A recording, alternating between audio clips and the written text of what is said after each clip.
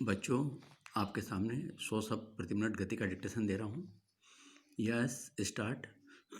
Supreme court ने corona virus के संक्रमण से उपजी कोविड-19 महामारी से निपटने के मामले में राज्यों को केंद्र सरकार के साथ मिलकर सतर्कता और सद्भाव के साथ काम करने की जिस आवश्यकता पर बल दिया, उसकी पूर्ति इसके बावजूद होनी चाहिए कि पिछले कुछ दिनों से देश में कोरोना मरीजों की संख्या में उल्लेखनीय गिरावट देखने को मिल रही है।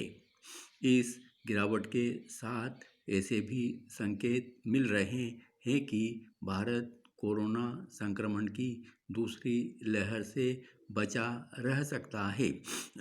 लेकिन जब तक यह सुनिश्चित न हो जाए, तब तक सावधानी का परिचय हर स्तर पर दिया जाना चाहिए।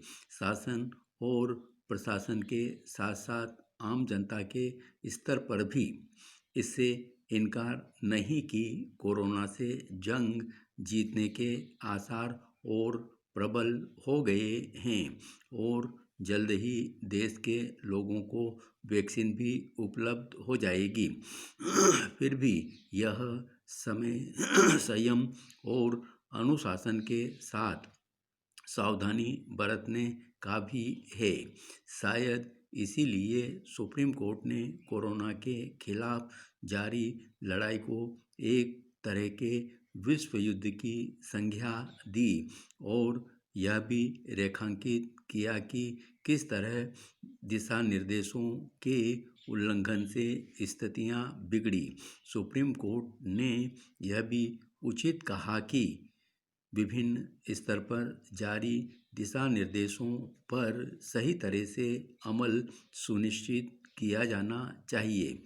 यह अच्छा नहीं कि इस मामले में ढिलाई देखने को मिल रही है और इसका प्रमाण है सुप्रीम कोर्ट का यह निर्देश कि अस्पतालों को आग से बचाव के पर्याप्त उपाय करने के साथ ही संबंधित विभाग से इस आशय का प्रमाण पत्र भी 4 हफ्ते के अंदर हासिल कर लेना चाहिए। सुप्रीम कोर्ट को यह निर्देश गुजरात के 2 अस्पतालों में आग लगने की घटनाओं के सिलसिले में देना पड़ा।